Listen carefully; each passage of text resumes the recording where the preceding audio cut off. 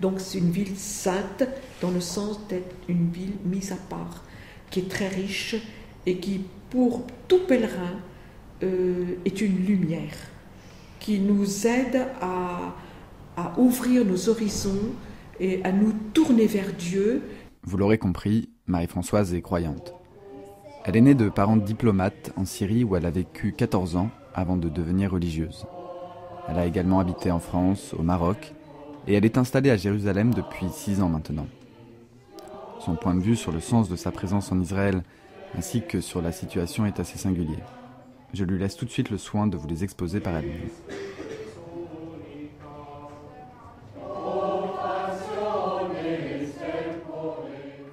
Je m'appelle Marie-Françoise, je suis religieuse, je suis chez les frères de Sion, en ce moment les sœurs de Sion. Ça fait 6 ans que je loge ici. Je suis à Jérusalem parce que j'ai une de mes sœurs de ma congrégation qui est très malade, qui est à l'hôpital français. J'avais une image d'Israël comme tous les gens qui ont vécu dans les pays d'Arabes. En Syrie, j'ai vécu quand même 14 ans de ma vie là-bas, ce qui est énorme, très antisémite, très antisémite. Comme tout le monde, on ne va pas plus loin que ça, on ne cherche pas tellement à approfondir, c'est très primaire. Bon, je croyais que j'avais raison et je n'aimais pas les juifs, je ne les aimais pas. Et j'ai beaucoup changé. Que je n'aimais pas les juifs parce qu'en fait, on avait des informations très fausses. C'était les médias, c'était l'entourage, c'était l'ambiance du pays, puisqu'on ne devait pas dire le mot d'Israël. Le nom d'Israël était interdit à prononcer. Les Juifs, on ne les supportait pas. On est pris dans une ambiance, on ne peut même pas aller chercher où est la vérité.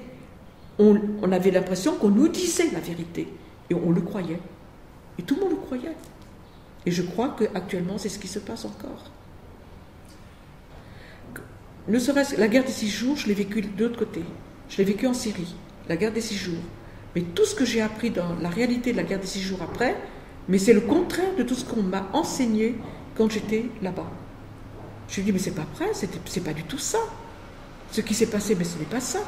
Et j'étais complètement étonnée et c'est là que j'ai commencé à chercher, à réfléchir et à chercher. Déjà, c'est au point de vue politique, ça. Après, je me suis dit, mais après tout, je suis chrétienne, je suis catholique, j'ai envie de connaître mes racines juives.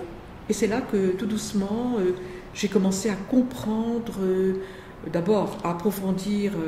Ce que je peux dire, c'est que ma foi aujourd'hui, ma foi chrétienne, elle s'est vraiment... elle a pris ses racines dans les racines juives et elle s'est approfondie et ma foi est devenue vivante. Je dis actuellement, j'ai mis de la vie à mes années, ce qui est fabuleux. J'ai quand même bientôt 70 ans et j'ai mis de la vie à mes années. Ça, je le dois au judaïsme. Je le dois au judaïsme. Bon, j'ai une chance inouïe, c'est de ne pas avoir besoin de beaucoup de sommeil. Très peu de sommeil. 4 heures de sommeil, 4-5 heures me suffisent par jour. Mais le soir, il faut que je me couche tôt. Et la nuit, vers les 1h du matin, je suis toujours réveillée. Toujours. Et là, je prends ma Bible. Alors là, pendant 3 heures, 4 heures, je travaille. J'ai le temps, c'est le silence. Personne ne me dérangera. Pas de téléphone. Pas d'internet, uniquement des conférences, travailler, étudier, reprendre, lire les commentaires de tel maître rabbinique. C'est fabuleux. Ça me passionne. C'est l'étude de la Torah, l'étude de la Bible, comprendre qui est Jésus en tant que juif, profondément juif. Et pour connaître qui est Jésus, il faut que je connaisse le judaïsme. Je ne peux pas, sinon, pas possible. Je n'ai pas envie de devenir juive. Pas du tout. Tout le monde croyait, oh là là, tu vas devenir juive. Pas du tout. Mais ça m'a, au contraire, approfondi dans ma foi chrétienne, prenant ses racines dans le judaïsme. Et ça, c'est très, très fort et très important pour moi. Très, très fort. Mais c'est vrai que mon christianisme me pose des questions parfois, et ça je ne peux pas le nier. Bon, mais je pense que dans toute famille, il y a des choses difficiles à vivre. On n'est pas toujours d'accord dans une famille, on n'est pas toujours d'accord avec ses parents. Les enfants ne sont pas toujours d'accord avec leurs parents, les parents pas toujours d'accord avec leurs enfants. Ça n'empêche pas que la famille, on l'aime bien quand même. Voilà, et je pense que c'est un peu ça. Mais en plus, bon, il y a cette famille, je vais tous les vendredis soirs à la synagogue, la grande synagogue, parce que j'ai la chance d'habiter à côté. Donc, on est transporté vraiment dans le monde. Et encore aujourd'hui, je me dis pourquoi je peux rester à la synagogue 2 heures, 3 heures, quand je pense à Kippour, où j'y suis restée 4 heures, 4h30, et je n'étais pas fatiguée du tout. Je suis sortie de là avec un souffle. Bon, ben, ça me donnait encore des années à ma vie, quoi. Chapitre 1. L'intégration. Alors, mon intégration ici, au départ, elle était très difficile parce qu'il y a eu beaucoup d'attentats. J'étais pendant l'intifada. C'était très dur de vivre l'intifada. Et ça aussi, là aussi, j'ai découvert que l'horreur de l'intifada, c'était vraiment l'horreur de l'intifada. J'en ai vu 5. J'ai vu 5 kamikazes qui enfin, je l'ai vécu avec 5, dont une très dure. J'étais avec une amie, elle voulait s'acheter du petit boucle d'oreille, donc on est rentré dans une bijouterie, et d'un coup la déflagration de la première femme kamikaze qu'il y a eu. Et c'était très dur parce que le cœur était dans la rue, ça faisait un drôle d'effet. Et elle, même infirmière, était incapable, était bloquée, quoi. On ne peut pas. Donc ça, c'est une autre fois, j'étais au Super-Sol, il pleuvait. Je suis restée, parce qu'il pleuvait trop fort. Et en fin de compte, d'un coup, j'aurais dû aller prendre le bus. Et à l'endroit du bus, un kamikaze s'est fait exploser. Je me suis dit, mon Dieu, j'aurais pu être là. Ça vous fait réfléchir, parce qu'on frôle la mort constamment et on voit des innocents autour de vous qui sont tout le temps morts. Parce que là, on voit tout de suite les ultra-orthodoxes qui se précipitent, qui prennent les bouts d'os, parce que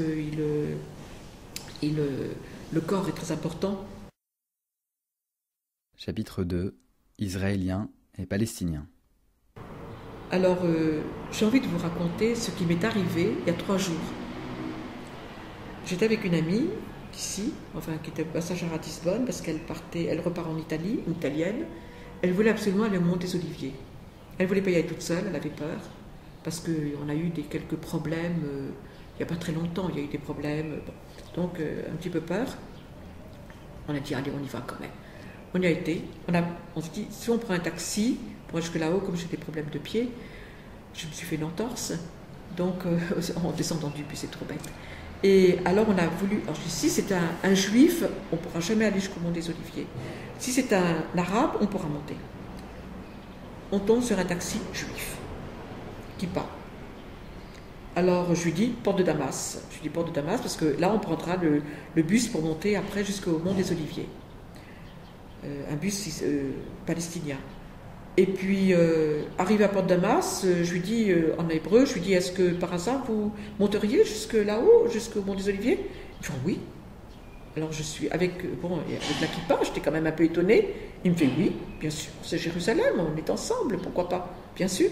Il est monté, et même en montant en haut, en arrivant en haut, un Palestinien a voulu profiter de son taxi pour redescendre.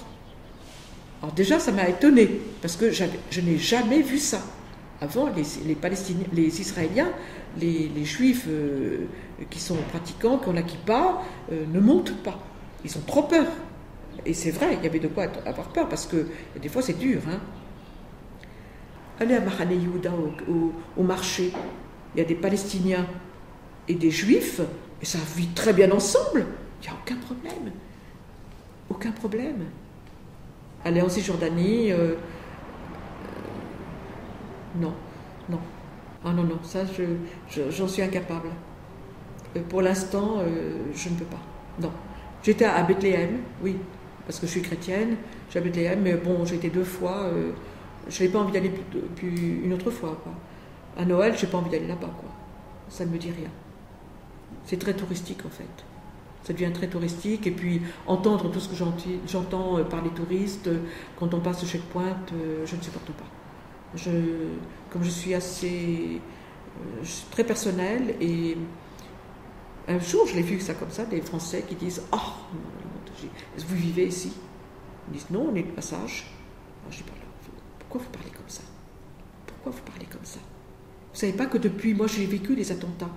Depuis qu'il y a ce mur, moi j'appelle ça le mur de la sécurité. Depuis qu'il y a ce mur, on n'a plus. C'est sûr, l'idéal serait qu'il n'existe plus. Ce serait l'idéal. On est tout à fait d'accord. Mais bon, pour l'instant, ce n'est pas possible. Mais c'est une sécurité. Depuis, il n'y a plus d'attentats du tout à Jérusalem. On n'a plus eu d'attentats depuis. C'est une réalité. Ça, c'est ce que je vis. Je le vis au quotidien. J'ai vécu pendant longtemps des attentats, j'en ai vu beaucoup. C'était une peur continuelle qu'on vivait. On vivait dans la peur continuelle. On allait dans la rue, on ne savait pas si on allait en revenir. On avait toujours peur. Mais depuis qu'il y a le mur, on n'a plus d'attentats. Ça, c'est une réalité. Donc, mais maintenant, dire que c'est bien qu'il y ait le mur, j'aimerais bien qu'il ne soit pas là. J'aimerais bien. Mais pour l'instant, c'est trop tôt. On ne peut pas le démolir. Moi, je rêverais qu'on fasse des portes dans ce mur pour permettre, dans les moments calmes, on passe pour que les Palestiniens puissent passer, sortir, rentrer comme ils le veulent. Et puis que, quand on voit que ça ne va plus, bon, on referme les portes.